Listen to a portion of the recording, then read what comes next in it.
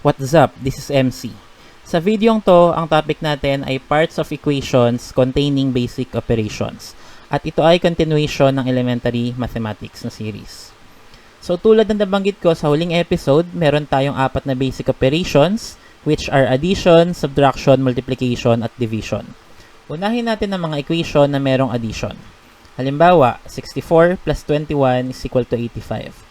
Yung mga numbers na ina-add natin, in this case, 64 at 21, ay tatawagin nating addends. Yung resulting number naman, na 85 sa senaryong to, ay tatawagin nating sum, or pwede rin namang total. At dahil addition ang meron tayong operation ngayon, yung operation symbol na yan ay tatawaging plus sign, at syempre hindi naman ito magiging equation kung walang equal sign. Kapag iniba natin yung arrangement, kapag sinulat natin yan pa vertical, hindi naman mag-iiba yung tawag sa parts. Ayun pa rin naman yun. So, ganyan kasi yan usually sinusulat kapag ginagawa natin yan sa papel or sa board. Ngayon, mag-proceed naman tayo. Paano kapag meron tayong 3 or higit pang numbers na ina-add? So, kanina 64 at 21 lang. Let's say, mag-add na rin tayo ng 13. Kapag ganyan ang senaryo, hindi pa rin magbabago ang tawag sa mga numbers na ina-add. Sila pa rin ay addends. So, ang addends, hindi siya restricted sa dalawang numbers lang. It could be 3 or higher.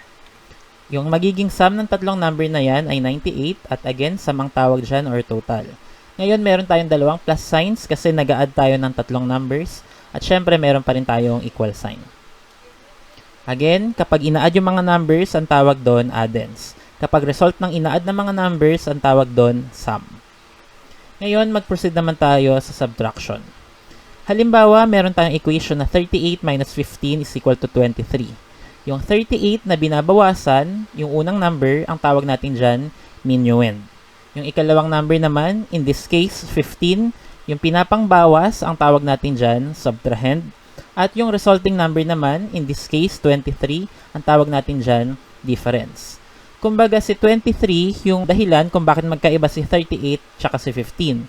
Magkaiba, difference. So dito, kapag sinubtract natin yung dalawang number, ang result nun, difference. At dahil nga subtraction operation ang meron sa equation na to, ang ating operation symbol ay minus sign. At syempre, again, hindi yan magiging equation kung walang equal sign. Ngayon, mag-proceed naman tayo sa multiplication. Sa multiplication, halimbawa meron tayong equation na 6 times 8 is equal to 48. Yung unang number, in this case, 6, yan ay tatawagin nating multiplicand. Yung ikalawang number naman, in this case, 8, ayan yung tatawagin nating multiplier. Kumbaga si 6, yung unang number, siya yung minumultiply. Then si 8 naman, yung ikalawang number, siya yung pang-multiply.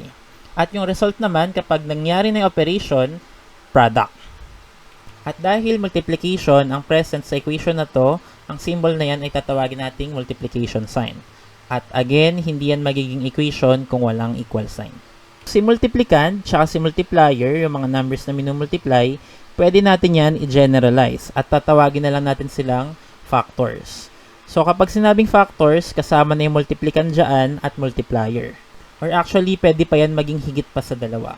Let's say we have this expression 1 times 2 times 3. Si 1, si 2, at si 3 ay i-consider nating factors. Kahit ilang numbers na pinapag-multiply natin, as long as multiplication ng operation, ang tawag dyan, factors. Ngayon, ipapakita ko naman sa inyo yung iba pang mga paraan para i-notate or ipakita sa notation ang multiplication. So, halimbawa, meron tayong 3 times 4 is equal to 12. Ginagamit natin yung parang X na symbol to indicate multiplication. Pero hindi lang yan yung pwede natin gamitin. Pwede rin yung isang simpleng dot lang na naka-middle level kasi pag nakababa, magmumukhang decimal point. So, kailangan nakagitna. Babasahin pa rin yan as 3 times 4 is equal to 12. Pwede rin namang naka-grouping symbols yung mga number na imumultiply. So, open parenthesis 3, close parenthesis, open parenthesis 4, close parenthesis. Babasahin pa rin yan na 3 times 4 kahit wala tayong nakikitang operation symbol sa pagitan ng mga grouping symbols.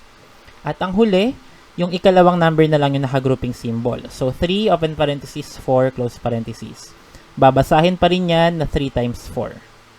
Usually, ginagawa yung ikatlo tsaka ikaapat na example sa algebra. Kung constant terms lang naman ang pinag-uusapan, walang variables, ang recommendation ko ay yung una at ikalawa.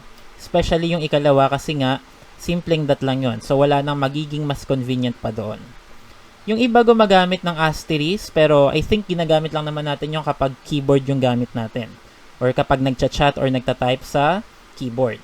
Pero kapag sa papel, pakiusap lang, huwag nyong gagamitin yon. Gumamit na lang tayo ng parang X or yung pinaka-recommendation ko ay yung tuldok. Pero make sure na nakagitna yon para walang confusion. Ngayon, mag-proceed naman tayo sa division. Halimbawa, 30 divided by 6 is equal to 5. Yung unang number, yung dinidivide, in this case 30, yan ay tatawagin nating dividend. Yung ikalawang number naman, in this case 6, yung pang-divide, yan ay tatawagin nating divisor. At yung resulting number naman, in this case, si 5, yan ay tatawagin nating quotient. At dahil nga division ng operation, ang ating symbol ay tatawagin nating division sign. And again, hindi yan magiging equation kung walang equal sign. Sa example natin, walang remainder. Pero paano kung meron? So let's say meron tayong given na 30 divided by 7. Meaning, ilang 7 ba meron sa 30? So ang sagot doon, 4. Nilalagay natin yun sa tapat ng 0 sa taas. Then, i-multiply si 4 kay 7. So, ang sagot doon, 28. Then, ipagsasubtract sila at ang result doon ay 2. At dahil nga wala nang kasunod na digit sa 30, nagamit na natin lahat, pwede na itong i-consider na sagot. 30 divided by 7 is equal to 4, remainder 2. Pero depende pa rin yan kay teacher kung anong hihingin niyang sagot. Kapag nanghingi ng decimal, kailangan nyo i-compute yon. At hindi na natin yon explain masyado dito kasi gagawa natin yon ng separate video. At yan ang mga parts ng mga equations na nagko-contain ng basic operations. So bago tayo magtapos, i-summarize muna natin. Sa addition, yung mga numbers na ina-add, tinatawag silang addends. It could be more than 2, pwedeng 3, 4, or more. At yung resulting number naman ay tinatawag nating sum. Sa subtraction, yung unang number tinatawag na minuend, yung ikalawa, subtrahend, at yung result, difference. Sa multiplication naman, yung unang number tinatawag na multiplicand, ikalawa, multiplier, then yung result, product.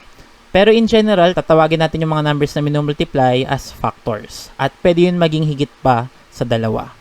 At finally, division, yung unang number, dividend, ikalawang number, divisor, at yung resulting number, quotient. So hopefully marami kayong natutunan sa videong to at kung interesado kayong malaman kung kamusta ang inyong understanding, pwede nyong i-access tong QR code na nandito nakadisplay ngayon sa screen or yung link na nasa description or nasa chat box. Pwede nyo rin ipaalam kung ano yung mga magiging score nyo sa 1 to 10 na quiz na yan. Again, this is MC. Thank you for watching this video at abangan pa ang ating mga susunod na videos. Bye-bye.